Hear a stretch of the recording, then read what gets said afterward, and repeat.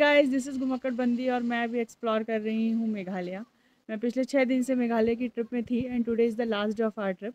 Tomorrow we are heading to home from Guwahati. तो आज मैं एक ऑफबीट आइलैंड पे हूँ जो कि है नॉनखनो। तो मैं आपको जो मेघालय की पूरी ट्रिप थी वो मैंने खुद से प्लान की थी। तो मैं आपको सारा उसका जिस्ट बताती हूँ कि आप उसे कैसे प्लान करना चाहिए और कितने दिन की ट्रिप होनी चाहिए। तो चलिए शुरू करते हैं।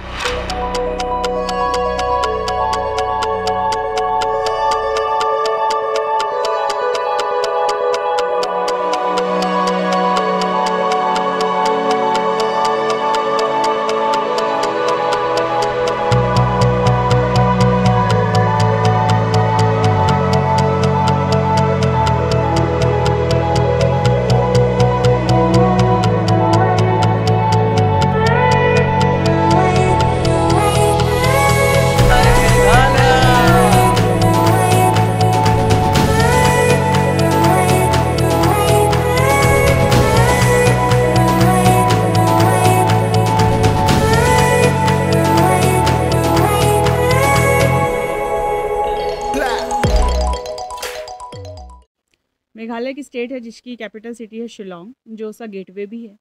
और नॉर्थ ईस्ट का गेटवे हमारा, अगर उस साइड से हम बोले तो कनेक्टेड है गुवाहाटी से। तो सबसे पहले बात कर लेते हैं सीज़न की, बेस्ट सीज़न कौन सा है। तो जो मेघालय है, मेघालय का नाम ही है डॉब ऑफ क्लाउड्स, जहाँ पे बादलों का घर है। That's why it's called as Meghalaya, मेघधन आलय, दैट इज़ कॉल्ड मेघालय। तो यहाँ पे सबसे ज़्यादा बारिश होती है। आपको भी पता है कि जो चेरापूंजी है वहाँ पे सबसे ज़्यादा बारिश होती है। तो मानसून का सीज़न तो आपको अवॉइड ही करना चाहिए। Apart from monsoon, Meghalaya her season में अच्छा है। जैसे अभी दिसंबर चल रहा है और मैं हूँ नॉनखनम आइलैंड में बैठी हुई हूँ। पीछे का देखिए एक लेक दिख रही है, पूरा आइलैंड है यहाँ पे, पूरा रिवर आइलैंड बना हुआ है और इतने सुंदर क्लाउड्स हैं। गोल्डन आवर शुरू होने वाला है। तो मैं आपको आपकी मेघालय की ट्रिप कैसे प्लान करें उसके लिए मैं सारा कुछ बता देती हूँ। तो 4 से 5-6 महीने यहाँ पे बारिश होती है, तो आप बारिश अवॉइड करें बिकॉज़ काफ़ी सारी चीज़ें बंद हो जाती हैं। क्योंकि जनरली मेघालय में आपको केव्स मिलेंगे, वाटरफॉल्स बहुत सारे मिलेंगे, हर जगह वाटरफॉल्स मिलेंगे, बल्कि 3-4-5 ये बहुत सारे वाटरफॉल्स मिलेंगे।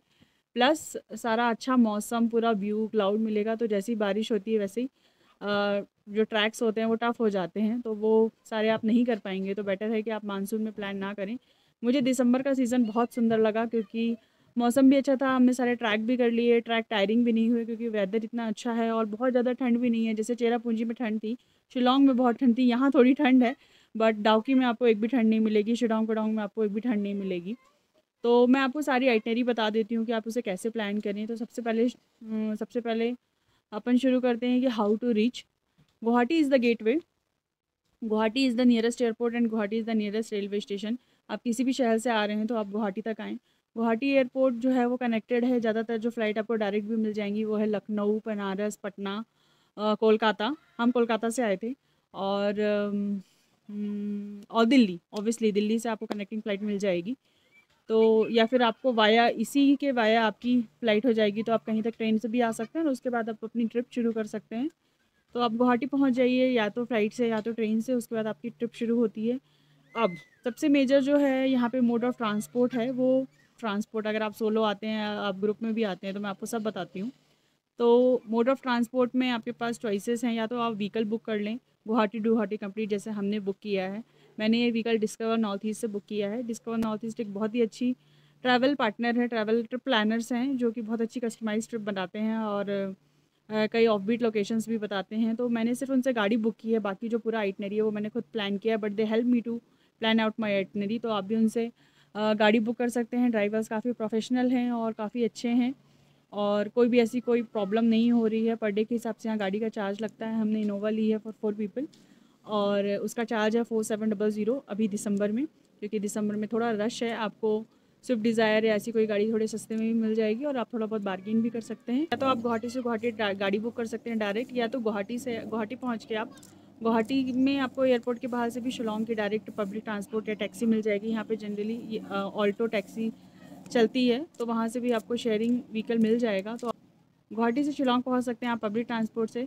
और लोग यहाँ पे जनरली अगर 2 हैं या 16 हैं तो टू व्हीलर से भी ड्राइव करते हैं। ठंडी में पॉसिबल नहीं होगा, बट इन जनरल अगर आप आ रहे हैं तो आप टू व्हीलर भी पूरी रेंट से ले सकते हैं गुवाहाटी टू गुवाहाटी। और क्योंकि मेघालय में इन बिटवीन जाने के लिए जो गाड़ियों की फ्रिक्वेंसी है पब्लिक ट्रांसपोर्ट की वो बहुत कम है, और साथ में टैक्सी मिलती है, लेकिन उसकी भी टाइमिंग बहुत ऐसी है कि आपको मतलब अगर शाम हो जाती है, आप कहीं और रुक रहे हैं, तो आपको काफ़ी टाइम लगने वाला है। पब्लिक ट्रांसपोर्ट से आपको जो आपके 7 दिन का ट्रिप है वो 10 दिन भी खिंच सकता है, क्योंकि आपको हर जगह मार्जिन लेके चलना होगा। तो पब्लिक ट्रांसपोर्ट से थोड़ा-सा मेघालय घूमना टफ़ है। मैं आपको सजेस्ट करूँगी कि मेघालय आप ग्रुप के साथ आएँ, एक गाड़ी बुक करें गुवाहाटी टू गुवाहाटी और आराम से घूमें।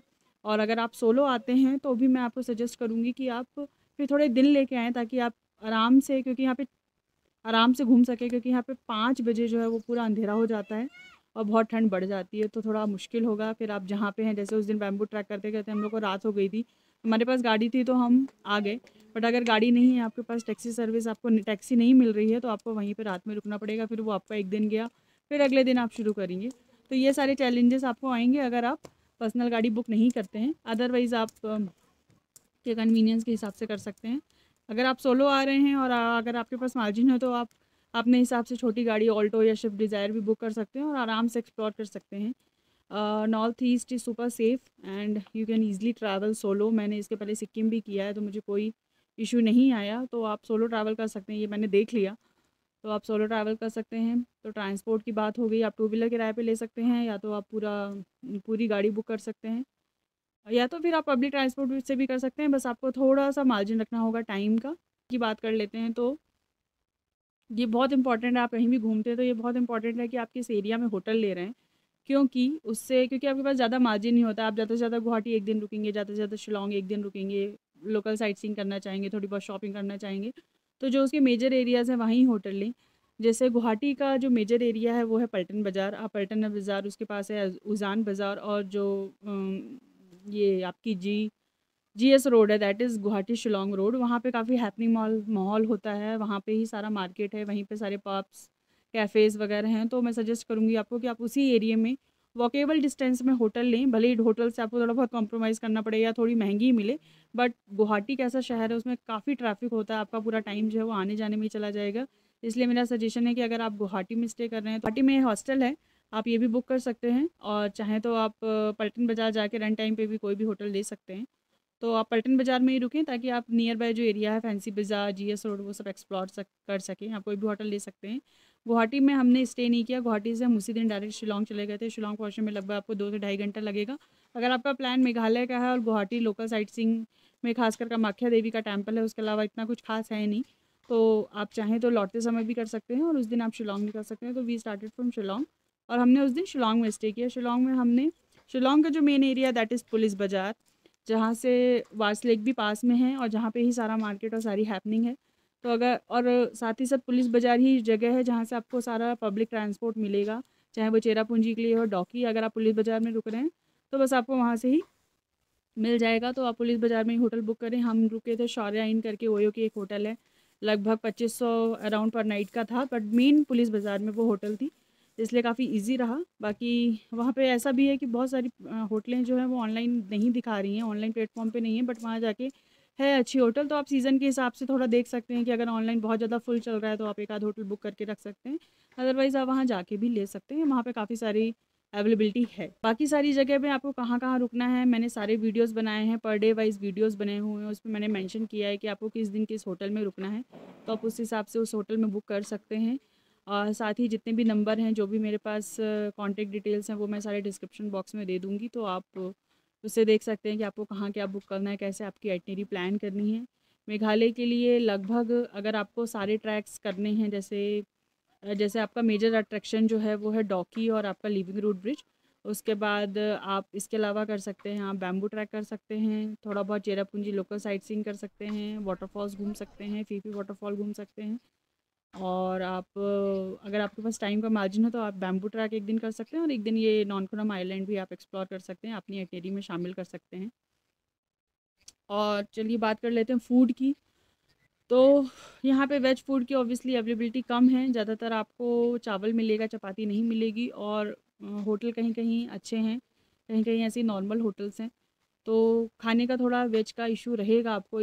और जो स्नैक्स भी हैं उसमें जनरली आपको मैगी मैगी ऑमलेट और आलू मैगी ऑमलेट, और कहीं-कहीं आपको आलू का पराठा ही मिल जाएगा, बट जनरल जो है वो मैगी और ऐसे ही मिलेगा। नॉर्थ इंडियन फूड आपको इतना नहीं मिलेगा। जैसे डेल बेयर में हम एक होटल में हमने खाया था काबरी बार, वहाँ पे खाना बहुत अच्छा था। उसी तरह आपको चेरापूंजी में कुछ वेज रेस्टोरेंट मिल जाएंगे, प्योर वेज रेस्टोरेंट, जैसे ऑरेंज रूट्स में हमने खाना खाया था, तो इस तरीके से मिल जाएंगे। बट खाने का थोड़ा इशू है, तो मैं सजेस्ट करूँगी कि आप ब्रेकफास्ट हैवी करें सुबह, क्योंकि लंच कहीं ना कहीं करके स्किप ही हो जाता है। तो ब्रेकफास्ट आप सुबह हैवी करें किसी अच्छी जगह, और लंच स्किप करके आप सीधे डिनर लें। यहाँ पे दुकानें भी जल्दी बंद होती हैं, फ़िलहाल तो बंद हो रही हैं, तो आप पहले से ही अपने होटल पे फ़ोन करके बोल दें कि आप डिनर करने वाले हैं या नहीं, ताकि रात में आपको खाने के लिए परेशान ना होना पड़े।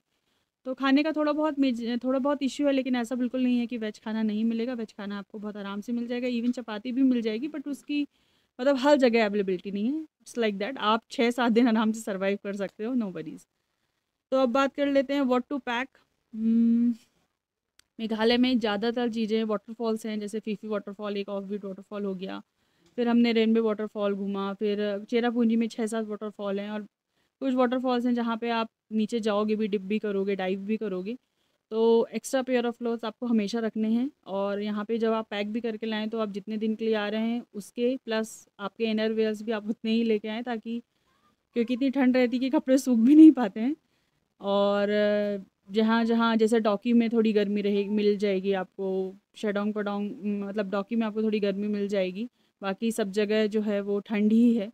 तो आप उस हिसाब से अपनी पैकिंग करके आएँ, वूलन्स लेके आएँ, थोड़ी फ्लीस जैकेट लेके आएँ, और एक बैकपैक साथ में रखें, ताकि एक डे पैक जैसा है। हाँ, ये बहुत मेजर है कि आप एक डे पैक ज़रूर लेके आएँ, क्योंकि हर जगह कैसा है कि बहुत दूर-दूर है। जैसे शिलांग पडोंग में भी आप रुकेंगे, तो आपको नीचे कैंप साइट में रुकना है, तो आप अपना पूरा लगेज मत लेके जाइए, आप थोड़ा-सा अपना लगेज गाड़ी में छोड़ दीजिए।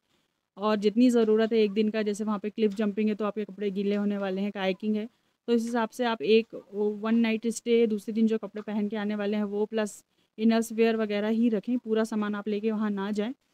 क्योंकि नीचे उतरना पड़ता है, तो आप इतने सारे सामान के साथ नहीं चल सकते, प्लस सामान लिमिटेड ही लेके आएँ, बहुत सोच समझ के पैकिंग करें कि जितने दिन की ज़रूरत है उतना ही है, बिल्कुल भी ओवर सामान पैक ना करें।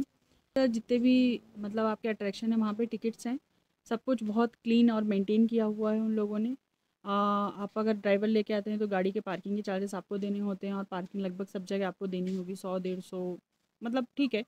और सब जगह जैसे कि डॉकी का जो प्राइस है बोट राइड का, वो है 800 रुपीज़, वो फ़िक्स प्राइस है, ये बहुत अच्छी बात है।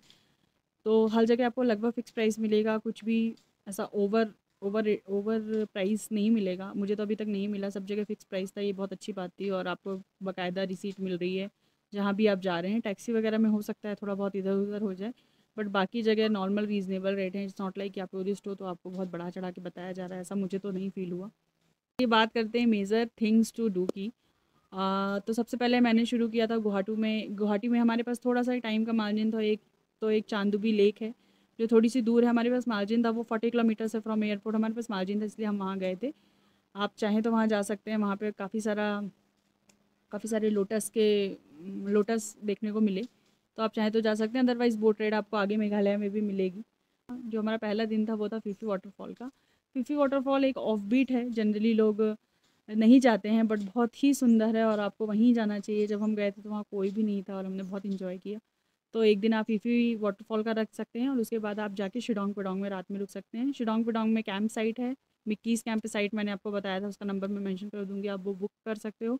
और बिल्कुल नदी के किनारे आप कैंप साइट प्लस बोनफायर और डिनर का आनंद उठा सकते हो। फिर दूसरे दिन शिलांग पडोंग में ही आप क्लिफ जंपिंग कर सकते हो, कायाकिंग कर सकते हो, बोट राइड ले सकते हो, बट आई विल सजेस्ट कि बोट राइड आप डॉकी में जाके करो, और जो क्लिफ जंपिंग और कायाकिंग है वो आपकी शिलांग पडोंग में होगी, बिल्कुल रिवर साइड ही होगी, और उसके चार्जेस भी फ़िक्स हैं, तो आप वो कर सकते हो।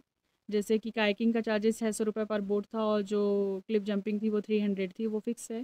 तो उसके ऊपर एक हैंगिंग ब्रिज भी है, वो भी आप एक्सप्लोर कर सकते हो। डॉकी में बोट राइडिंग की, और उसके बाद मायलोंग करके एक विलेज है जो क्लीनेस्ट विलेज है, आप वो भी एक्सप्लोर कर सकते हो। हमारे पास टाइम का मार्जिन नहीं था, इसलिए हमने सीधे जाके पेनिनसुला करके जगह है वहाँ पे रुके, वहाँ पे एक nearby pure veg restaurant भी था, काबरी बार, वहाँ पे हमने खाना खाया।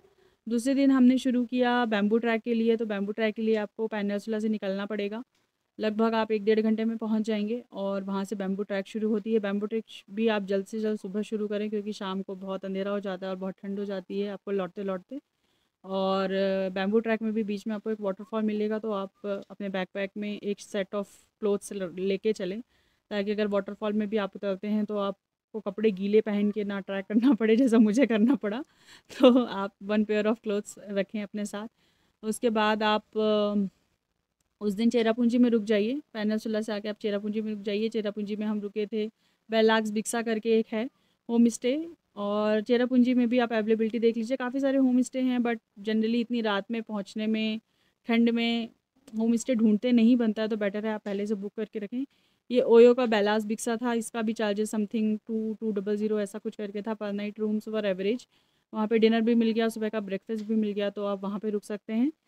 और इसके बाद आप चेरापूंजी से निकल के सीधे तालना पहुँच सकते हैं। चेरापूंजी की लोकल साइट सीइंग कर सकते हैं, जैसे कि हमने मसवाई कैब छोड़ के ये जो आरवा केव्स है वो की, क्योंकि वहाँ पे थोड़ा कम भीड़ रहती है। उसके बाद मसवाई केव्स के आसपास थोड़ा बहुत मार्केट है, थोड़ी बहुत शॉपिंग आप कर सकते हो।